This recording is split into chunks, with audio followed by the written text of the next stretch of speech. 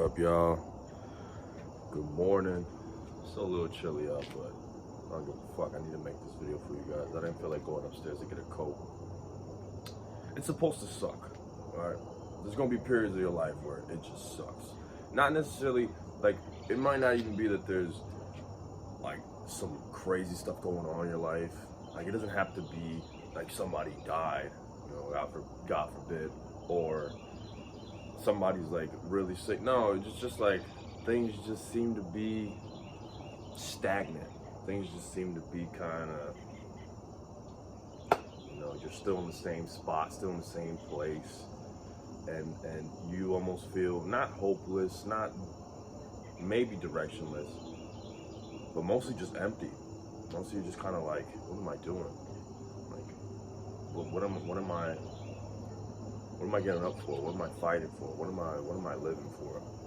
And I've come to realize that this is a pivotal moment. It's a very key moment. You either stay in this position, you let yourself go and regress, or you keep moving forward and progress. It's a very key moment, very important moment. And I felt this before. Most notably in March of this year, back when I was much heavier, and things just seemed to be like, I just didn't really know what to do. I'm just kind of like, still in school, still working. Like, it's not that necessarily that I was no, you know what? I might have just been hopeless. Not necessarily that like I thought that like my life was doomed, but I just didn't see anything to aspire to. I didn't see anything to look forward to. And this is where setting goals is super fucking important, super important. And you don't have to be perfect with these goals, man. I remember I even made a video on this a couple days ago about why you feel so directionless and whatnot. And I remember saying and struggling with the idea of like my goal had to be perfect. Like, let's just say if it was to lose weight, you know, lose X amount of pounds in X amount of weeks, that's good. But don't like stress over the numbers so much, just or even like the time period. Just what I personally do when it comes to something like that, I never really set a goal for how much weight I wanted to lose. I just put myself on a very restrictive caloric deficit to the point where I don't even know if it was healthy.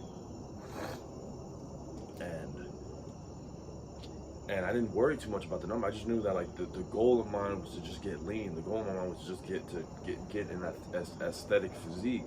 You know, I wasn't super worried about the numbers. I wasn't worried about the perfectionism. And that really helped me. That really helped me because if I just sat down and stressed myself over, okay, this is exactly what I'm going to eat. This is exactly how long I'm going to work out for. This is exactly what I'm going to. That works for some people, absolutely. But for me, like what I'd find I'd end up doing is I'd end up just throwing the plan out the window. So it varies from person to person, but I'll tell you my personal experience.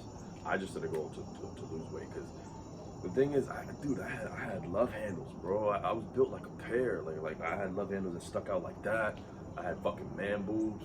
I could not wear a shirt like this. Like you see the shirt now, this shirt hugs me quite nicely. I don't say that to be arrogant what's the other word? Or like, yeah, you know what the fuck I mean. I'm not saying that to slap you guys on my dick. That's what I'm trying to say. I'm just saying it because it's just the truth. Like, you know, this thing hugs me really nicely. And it's a V-neck. It was a pivotal moment though. March of 2023, because I'm like, dude, like, I could at the very least, let's just get to a point where I can look at myself in the mirror and be proud and like be happy. And I'm so glad I did, man. I'm so glad I did because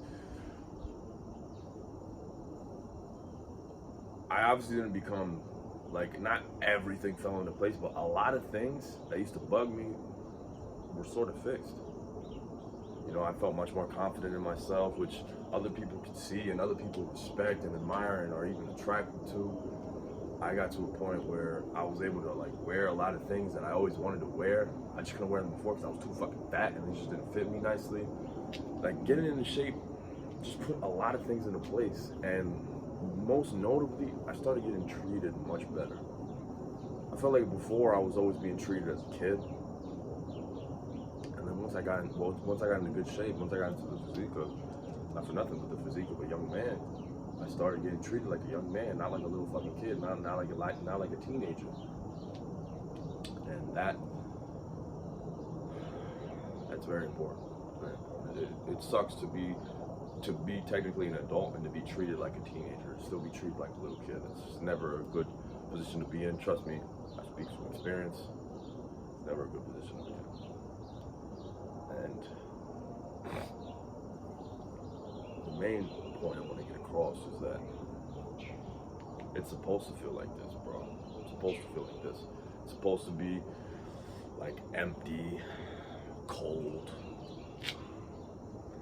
and just not depressed necessarily, but just empty. Just like you're almost like confused, lost. You know, you don't know if it's worth it or not. I'm here to tell you right now, bro, it's worth it. It's going to be worth it. It's going to be worth it. Do not give up. You have to understand that. I got this from a First Man video. I don't remember the exact title of the video, but I was sort of just watching a bunch of his hour-long videos. I love that guy. I love his content. And there was a quote.